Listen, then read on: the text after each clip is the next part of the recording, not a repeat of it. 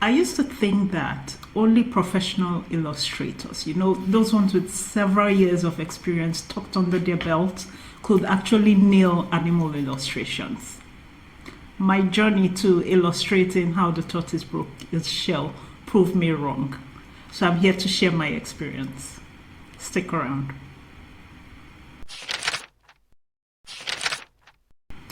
Hi, this is the third in a series of videos I'm producing about my book, the journey to creating my soon-to-be self-published book, How the Tortoise Broke Its Shell. Now, you should be on your way to www.vivianuwakwe.com/book launch. It's on your screen right now to subscribe because launch date is going to be pretty soon. And I'll see you in a bit. Now let's get into today's video. All right, so when I mentioned a bit of this in the previous video. It's a playlist. You could check it out in the comment section or somewhere on my channel. Now, when I started this journey, I already had characters, a completely different character in mind I wanted to work with. I designed this character I think even almost 2 years ago, pencil sketches, from the scratch, rendered it in digital form, and for me, it just looked great. And my experience with this book taught me differently. I was exposed to a critique class, and this critique class wasn't necessarily professional artists. This was a critique class of self-published authors like me, or people who wanted to embark on a self-publishing journey of children's pictures book in particular. They gave their opinions, different opinion. The course instructor, and the link to the course will be beneath this video. So the course instructor and everyone in the class. And I believe in that class, I was the only one who had illustration experience. So it was really easy for me to, tip my nose and think like, well, no one else's opinion would matter. After all, I'm the professional here. But I humbled myself and opened myself to critique. The critique was hard. It came down brutal, but it was honest. And honestly, in my journey in children's book publishing, I love honesty. Does this sound right? Does this feel like right? But in this case, does this look right? And it didn't look right. And this character I had conjured up for 2 years. With one critic, everything just fell apart. So I had to go back to the drawing board. How did I do that? First of all, I had to study real life tortoises. Now, remember what I said in the beginning. I was really, really intimidated with animal characters. I could get by with human, cute, like kid-lit, chubby characters. But when it came to animals, I really used to look at them as very tedious to undertake for an illustrator. It just wasn't my niche. It wasn't something I was called to. I couldn't just pick out an animal project on my own. I had done an animal project previously for a random client in the US, simple characters and all. So as part of my job, I do get these things, but would I initiate a project with animal characters? No. So this was like really the first. Now, I had to understand the anatomy of the animals in this story. The main character was the tortoise. So I went through tons of photos, anywhere I could get tortoise photos. But there were specific things I had to look for because in the manuscript and the illustration brief of the story, every page will tell you what action the tortoise was taking at the moment. So let's say at that moment, on one of the pages, the tortoise is walking up a hill. So I had to look at how tortoises walk. It didn't even stop at photos, even videos. I had to watch because knowing how these animals did certain things would help me render the gesture eventually in the illustration. So it went on.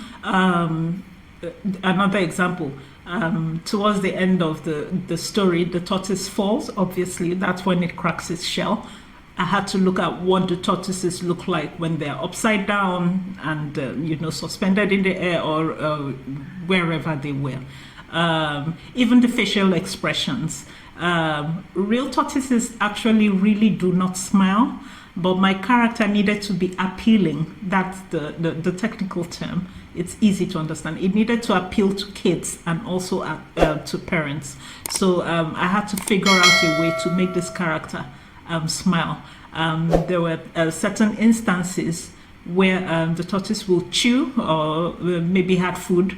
I had to know how to do that as well. And then there was this merger to get an anthropomorphic character. So a character that looks a bit human, but it's actually the animal, had human features, because of course this character is talking, walking, doing practically everything humans do. So I really needed to get that right in the picture. I had to look at it in real life and then imagine what it will be like when I eventually did the illustration. Now, there was something I did not do, and this is a tip to illustrators. I did not look at any other artist's work. In the course of searching for tortoises, in different poses, say tortoise falling, yes, Google, the search results might come out sometimes with animal characters, cartoons of other animals, of other artists or illustrators.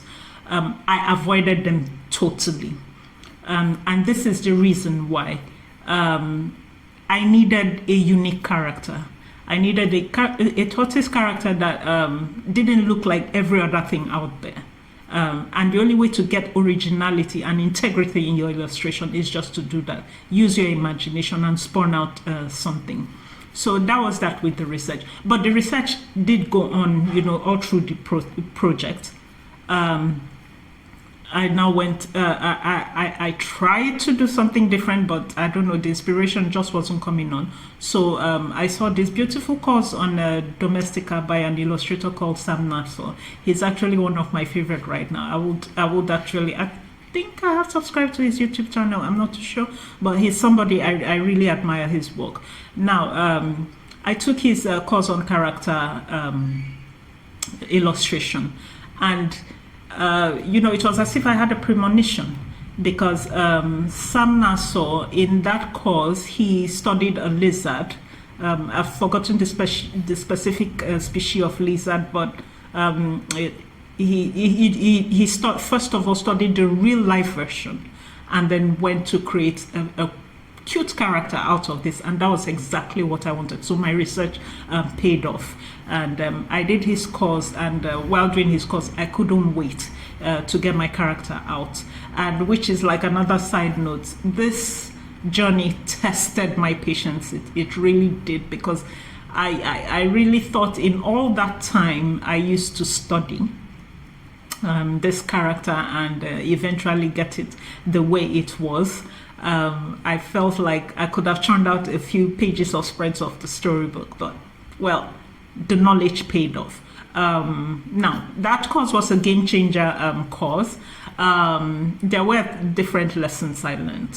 The first thing I did learn was opening my mind to criticism, and I do that a lot.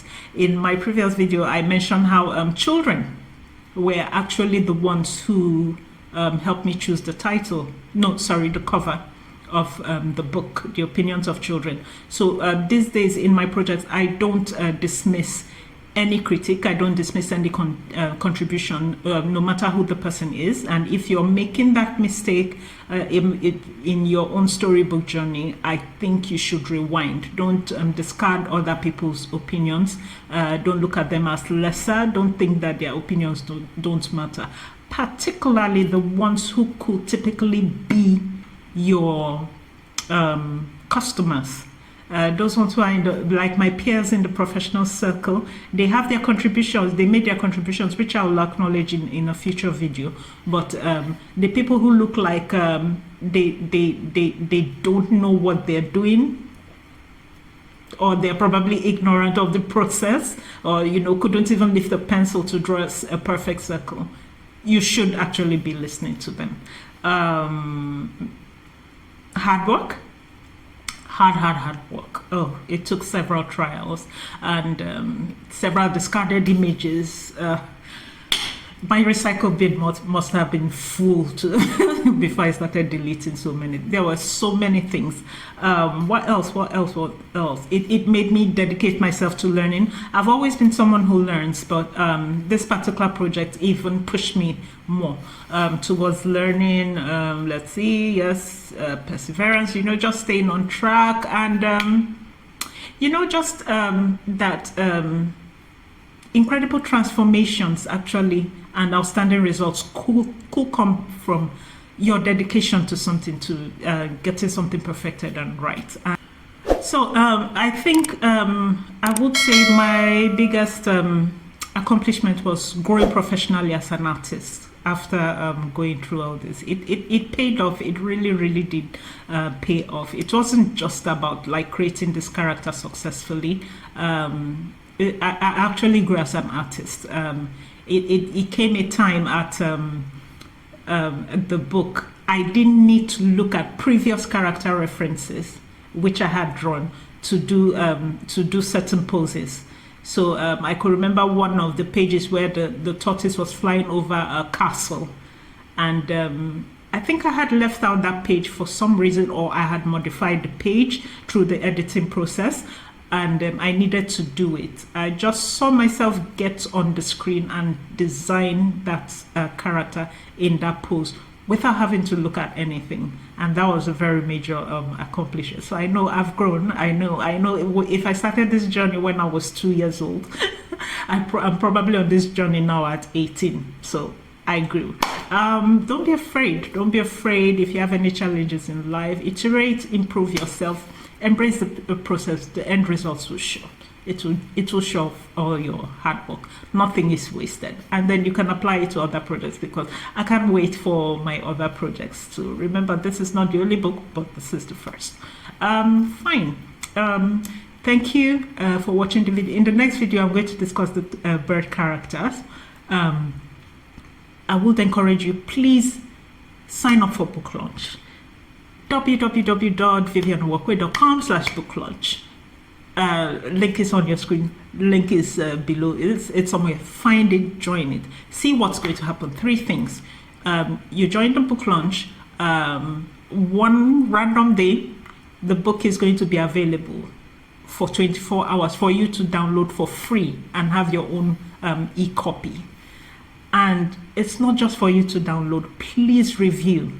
Like this video I just did, critiques are very essential, but in book publishing, reviews are very essential. When you review, it helps get the book to other people who might be interested.